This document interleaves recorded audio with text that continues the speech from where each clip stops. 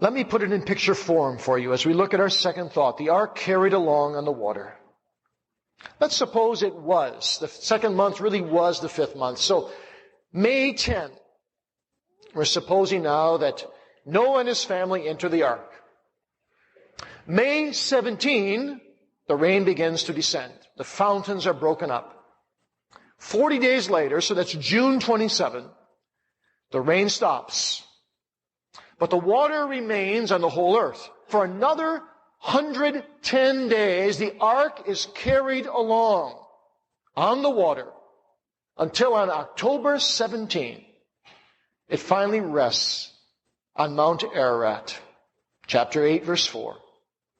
But there it sits for a while, even until February 11, or rather, January 1 of the following year, the mountaintops are seen, 8 verse 5. But then on February 11, 8 verse 7, the raven is sent out. A week later, February 18, a dove is sent out. Another week later, the dove is sent out again. And that time it returns, we'll see that next week, with an olive leaf in its beak. On March 2, the dove is sent out a second time and does not return. On April 1, the waters are beginning to dry up.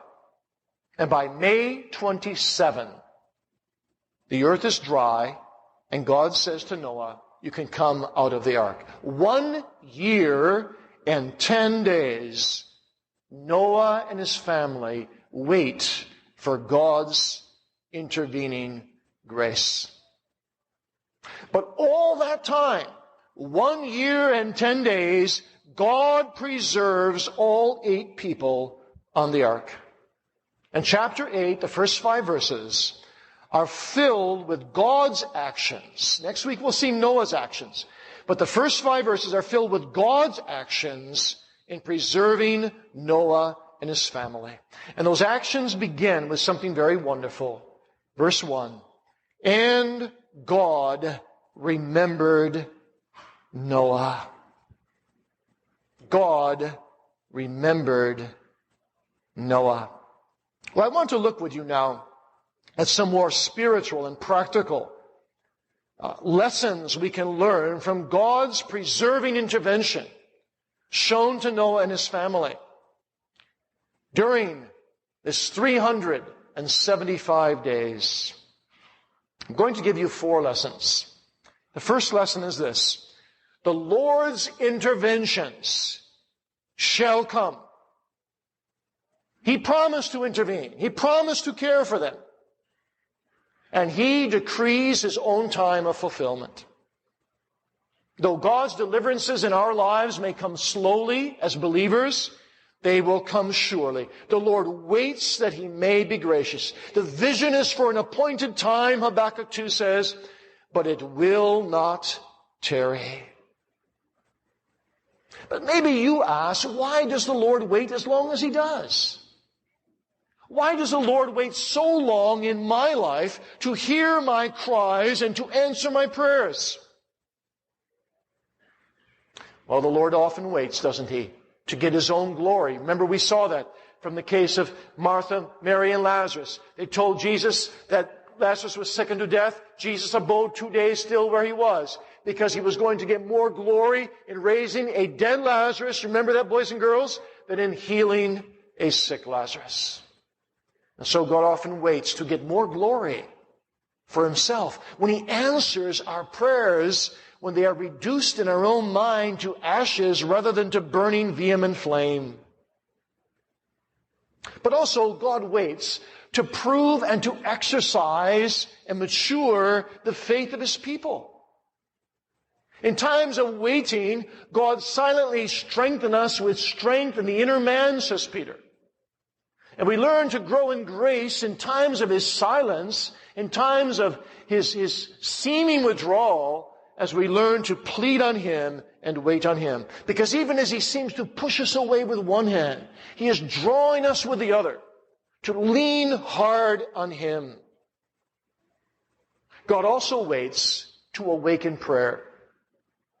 Isn't it true that when God doesn't answer our prayers, it drives us to more prayer? And we learn to cry out, "How long, O Lord?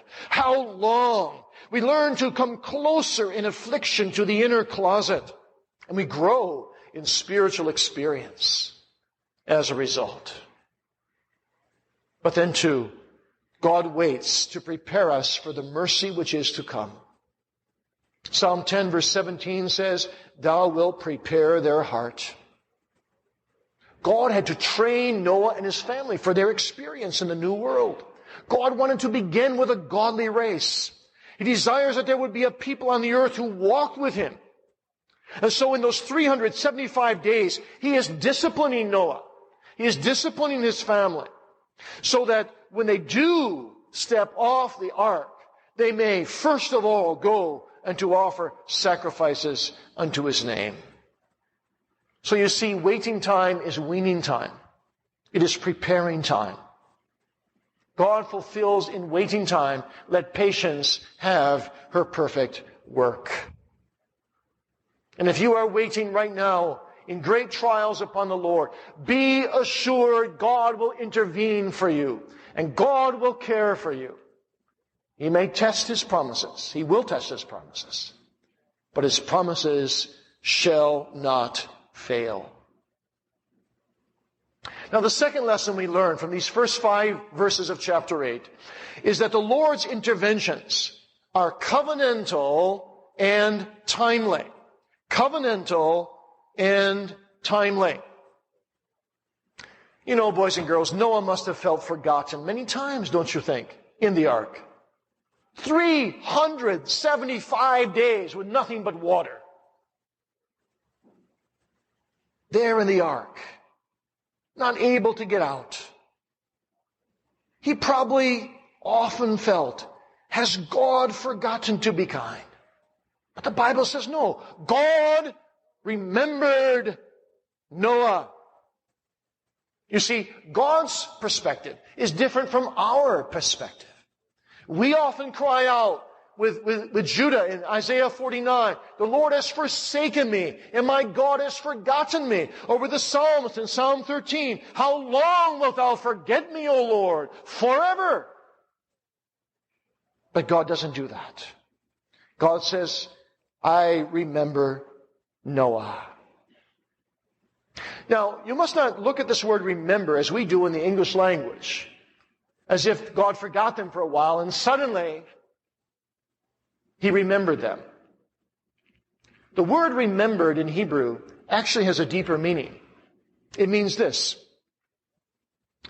When used in reference for God, it means that God is acting now upon a previous commitment as a covenant keeper. God remembers his covenant. God remembers to keep his promises. God is acting now. And that is used over and over again in the Old Testament. Let me give you just one example. Genesis 19, verse 29. It came to pass, when God destroyed the cities of the plain, that God remembered Abraham and sent Lot out of the midst of the overthrow when he overthrew the cities in which Lot dwelt. You see, by acting on his earlier promise to Abraham, God shows himself to be a trustworthy covenant keeper. So God is saying here, Noah, even when you are in the ark, when you are going over the face of the waters, and you are being buffeted, and the ark is shaken, I am a faithful covenant keeper. I will not forget you. I will fulfill my promises. Now, the second thing we need to say about this word remember is that, of course, it is also a figure of speech. We call it an anthropomorphism. That's a big word. Anthropos means man. It means to speak from a man's perspective. God accommodates himself to our level, to our human language, so that we can understand what he is doing. So God acts here as if he has forgotten Noah, but he doesn't forget Noah. And then suddenly, it seems that he remembers. You find that other places in the Bible too. Genesis 30, verse 22, "And God remembered Rachel and opened her womb." You see, it seemed like for a long time God had forgotten, and suddenly he acted. Well, that's the idea here. You see, God suddenly acts. But he acts covenantally.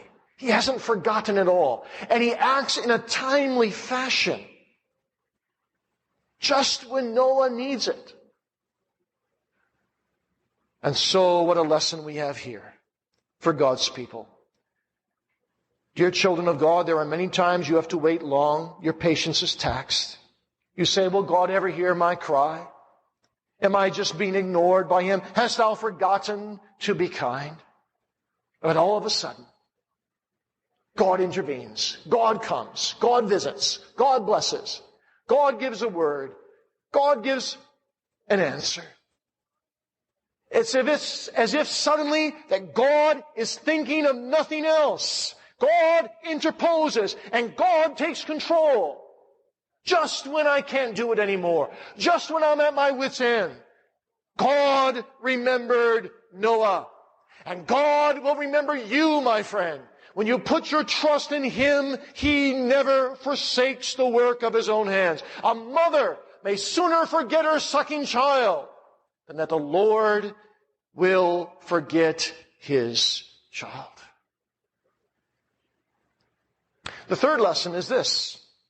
The Lord's interventions are wonderfully providential. The Lord's interventions are wonderfully providential. You read in verse 1, after it says God remembered Noah, that God made a wind. Notice that language. God made a wind to pass over the earth. There's something wonderful about that language. It shows us that God is in control over everything, over every realm and sphere of nature. The powers of nature are in his hand. Psalm 104, verse 3, he walketh upon the wings of the wind. Psalm 148, verse 8, the stormy wind fulfills his word. So when God made this wind, God is saying that all this storm and all this flood and all this wind didn't happen by chance, didn't happen by a change of fate, but the sovereign God does his pleasure in the earth. God sends his wind to blow. It's probably a north wind. We read in Proverbs 25:23, the north wind driveth away the rain. God uses this wind and it drives away the rain and it evaporates the waters so that the earth could again appear. So what's the lesson here? The lesson is this tremendous encouragement that the Lord is in control of every detail of our lives. Even those forces in our lives that seem to be out of control, that seem to act independently from our desires, that seem to be wild, they are all in the hollow of his hand. God makes the wind. God makes the storm. God makes the ark. God makes everything. God is in control, dear child of God. The very hairs of your head are numbered. Every providential leading, every providential setback, every disappointment, every fear, every impossibility is in the hollow of his hand. And he has but to make a wind and drive them all away and give you grace to rest only in him. And then finally, fourthly, the Lord's interventions are not only timely and covenantal and providential and certain, but they are also mostly gradual. Notice verse 3. The waters return from off the earth continually. The flood waters subsided gradually. The word returned here in the Hebrew has a strange meaning. It literally means went and walked. Went and walked away. Didn't run away, walked away. Gradual, constant progress. After the end of 150 days, the waters were abated. In the Hebrew, the waters were scant. The waters were emptied out. The vapor canopy had now gone. The subterranean cavities and the channels have been emptied. The fountains of the deep and the windows of heaven were stopped. And God showed his sunshine of mercy. And we learn from that, don't we, that God's works are often gradual. You see, we want miraculous quick fixes. We want instant sanctification. But God takes his time. He does things orderly, properly, in his infinite wisdom. Even when Israel went into the promised land, God said that they would destroy the nations little by little. It was a gradual conquest. And that's a picture in the life of a believer. There's a gradual conquest against sin. It's not immediate, dramatic, perfect sanctification. Not sanctification according to my time schedule and my wishes. But God returns the waters, reduces the waters continually, gradually. He is faithful. He will care for us. The waters shall abate.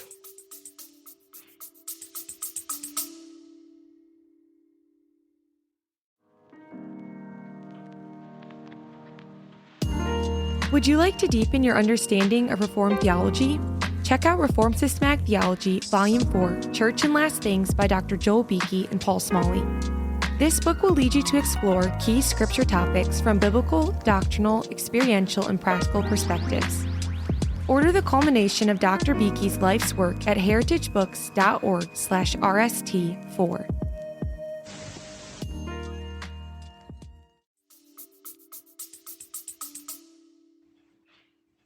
The ark rested. Chapter 8, verse 4 says, in the 7th month, 17th day of the month, upon the mountains of Ararat. Mount Ararat is in Armenia. It's a converging point of various countries. Turkish, the Russian, the Iranian frontiers converged together. The highest point, in the midst of them, is Mount Ararat.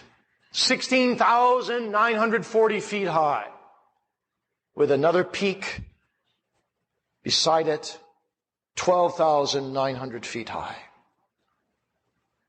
And those mountains, probably the highest mountain, very highest, the ark came to rest.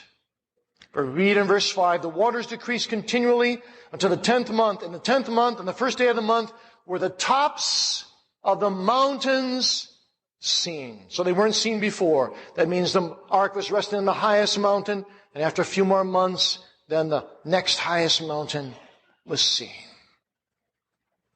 Mount Ararat, scientists tell us, was formed from volcanic activity. Concentric circles around this mountain suggest it was created underwater. Perhaps it grew through the powers of the flood itself. In the early days of the flood, when there were great eruptions on the face of the earth. Today, the top of Mount Ararat is an ice cap. Obviously, it wasn't that way in Noah's day. It must have been reasonably flat. The descent from it must have been relatively easy. God took care of every detail. From the year of Noah until today, there's no doubt been further volcanic activity on that mountain. It has changed shape and size, and now is capped with ice. But the words of our text, however those details may be, are so incredibly beautiful. The ark rested. I love that word, don't you? Rested. A 450-foot boat, 75 feet wide, 45 feet high, this monstrosity of a ship. God doesn't have bang into the side of the mountain or find a wedge in the mountain later when the waters recede, that it falls and destroys itself. It doesn't puncture itself. But God brings it right over the spot. Perhaps a plateau area. Must have been a plateau area on the mountain. God lets it just come right down gradually, slowly, and it rests. The ark rested. What a type of God's people in the ark of salvation, who face so many floods and trials and waters in this life, but they fear will drown them. Oh, dear child of God, I say to you tonight, your God, the God of Noah, still lives, and He shall care for you. He shall bear you up, and He shall carry you along. And the day shall come that you will rest in the mount of the heavenly Jerusalem. You shall rest forever in your God. You know, big things make a bang when they come down. You're on a big plane, it lands at an airport. There's a bump, isn't there? You feel the bump. You're amazed. This big plane comes down with such a little bump, but there's a bump. The plane doesn't rest itself down, does it? But this ark rested. And you see, God says to His people whom He carries along, like corks on the sea, like arks on the ocean, who carries along over all the troubles and trials, through His faithful covenant-keeping character in Jesus Christ, He says to them, you shall enter into my rest, and all shall be well. For I am in control. It wasn't Noah's navigation that brought that ark, boys and girls, to rest on Mount Ararat. You can be sure of that. Noah didn't even know where he was going with the ark. As far as we know, he didn't even have a steering wheel to the ark. God was the navigator. The ark rested. The Lord's divine interventions, this is a fifth lesson about His interventions, show His faithful, amazing, detailed care. The ark rested. You see, faithfulness is the very part of God's nature. And that's what we have to cling to. When we're in trouble, when we're overwhelmed by doubts and fears and unbelief and impossibilities, when we can't do it anymore, and the water comes to our lips and yes, for moments goes over our head, and we say, Lord, I cannot go on. Not another week. God says, my child, as Noah clung to me in those long gray days and dark nights, as Joseph clung to me in the loneliness of his unjust imprisonment, as Jonah believed in me in the dark recesses of the great fish, you put your trust in me, and I will care for you. I will bring you over all the waters, and I will enable you to rest in my faithfulness, here in this life already, but more so in the life to come. Oh, dear congregation, serious illness may strike us. Dear friends may fail and abandon us. Our little world may crumble around us, but God remains faithful. God will not forget Noah. God remembered. You can fill in your own name if you're a believer. Oh, doesn't that make your heart sing tonight? Great is thy faithfulness, O God, my Father. There is no shadow of turning with thee. Thou changest not, thy compassions, they fail not. As thou hast been, thou forever wilt be. Wasn't God faithful to you in all your yesterdays? Why don't you trust Him today? And why don't you commit your tomorrows to Him? Oh, friends, as the waves of impossibilities come at us, like a man standing on the shore of a great ocean, seeing 10-foot waves coming, fearing he will drown, he experiences that the waves are beached by an almighty hand and come to whimpers at His feet. And so when Jesus Christ rides with us on the storm, rides on our highest waves, and says, it is I, be not afraid, when He Himself is our very ark and we are safe in Him as the living church of God, our greatest troubles He will beach on the beachheads of our lives with a whimper. And He will say, it is I will bring you to rest in me. But this resting of this ark not only revealed God's faithfulness, it also revealed one more thing. It revealed to Noah a new world. You can read it at the end of verse 5. On the first day of the month were the tops of the mountains seen. Oh, what a day that was for Noah. Water, water, water, water, water, 150 days. And finally, he sees it. Yes, the top of a mountain. The tip of the iceberg. The pledge of a new world. God is faithful to this promise as well. No, Noah didn't first look out on a beautiful Eden, a beautiful paradise. But in the top of the mountains, he saw the promises of God. And though there are times, dear child of God, when you cannot see God's answers and God's ways in the valley of the shadow of death or in the valley of the shadow of great floods of waters, if you can but see the top of the mountain, if you can but see the size of a man's hand, a cloud in the heavens, God is on his way. And the God who shows you the top of the mountains, he will show you dry land. He will bring you through. He will make the impossible possible. Thank you for listening to Doctrine for Life with Dr. Joel Beeke. If you were encouraged by this episode and would like to hear more, please consider subscribing and sharing with a friend. To enjoy more resources from the pen and pulpit of Dr. Beeke, please visit joelbeeke.org.